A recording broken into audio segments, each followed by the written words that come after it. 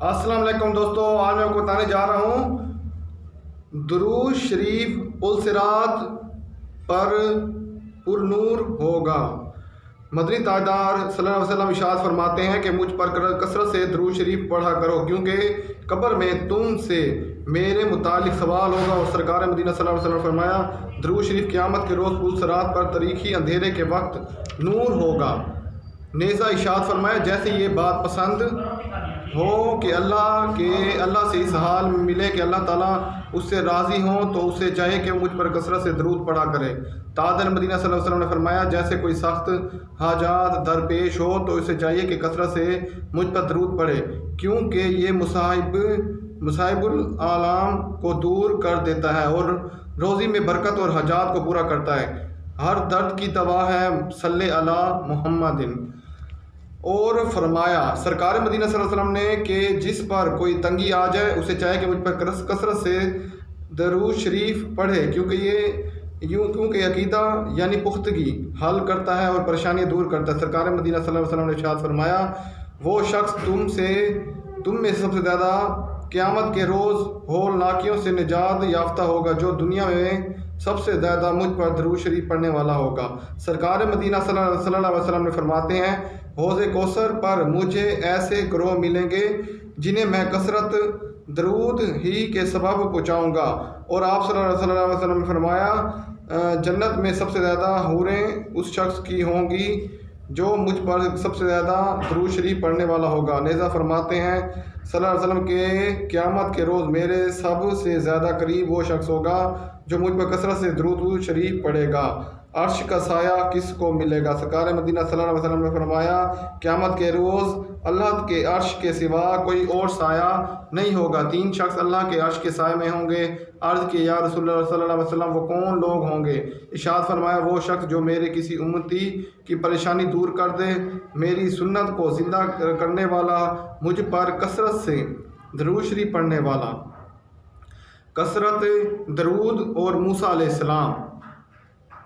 حضرت امام ابی القاسم کے رسالے میں حضرت عبداللہ ابن عباس سے روایت ہے کہ اللہ نے حضرت موسیٰ علیہ السلام کی طرف وحی بھیجی کہ میں نے تجھ میں 10,000 کان پیدا فرمائے، یہاں تک کہ تو نے میرے کلام سنا، اور 10,000 زبانیں پیدا فرمائے جس کے سبب تو نے مجھ سے کلام کیا، اور تو مجھے سب سے زیادہ محبوب اور نزدیک ترین اس وقت ہوگا جب محمد عربی صلی اللہ علیہ وسلم پر کثرت سے درود بھیجے گا۔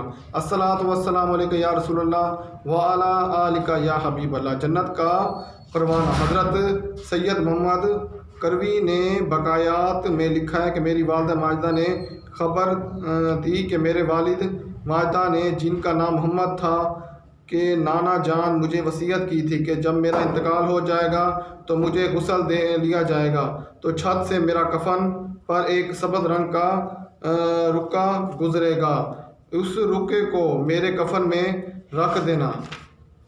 چنانچہ غسل کے بعد رکا گرا اور اس پر لکھا ہوا تھا، محمد عالم کو اس کے علم کے سبب جہنم سے چھٹکارا مل گیا۔ اس رکے میں ایک خاص بات یہ تھی کہ جس طرح سے پڑھا جائے سیدھا ہی لکھا نظر آتا ہے۔ میں نے اپنی والدہ ماجدہ سے پوچھا کہ میرے نانا جان کا عمل کیا تھا، تو امی جان نے فرمایا اس کا عمل تھا کہ ہمیشہ کثرت سے درود شریف پڑھا کرو۔ کثرت درود شریف نے ہلاکت سے بچا لیا۔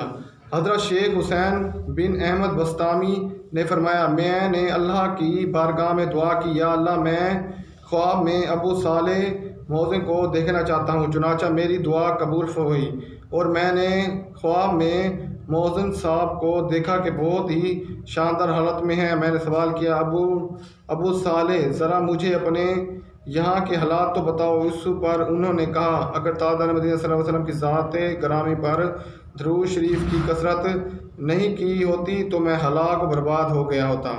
درود پاک کی فضیلت پر کتاب لکھنے والوں کو انعام۔ حضرت شیخ احمد بن سابق مغربی، جنہوں نے درود شریف کی فضیلت پر ایک کتاب تحریر فرمائی تھی، میں نے جو درود پاک کی برکت دیکھی ہے ان میں سے ایک یہ بھی ہے کہ میں نے خواب میں دیکھا کہ میں گویا دوزخ میں ہوں اور وہاں درود شریف پڑھ رہا ہوں۔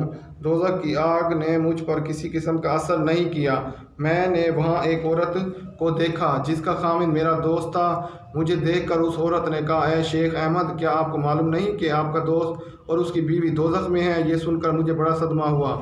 اس کے گھر میں دوزخ میں جو اس کا ٹھکانہ تھا داخل ہوا اور دیکھا کہ ایک ہنڈیا میں کھولتا ہوا گندھک ہے۔ اس عورت نے بتایا کہ یہ آپ کے دوست کے پینے کے لیے ہے۔ میں نے پوچھا کہ اسے یہ سزا کیسے ملی، حالانکہ وہ تو بظاہر ہر نیک آدمی تھا؟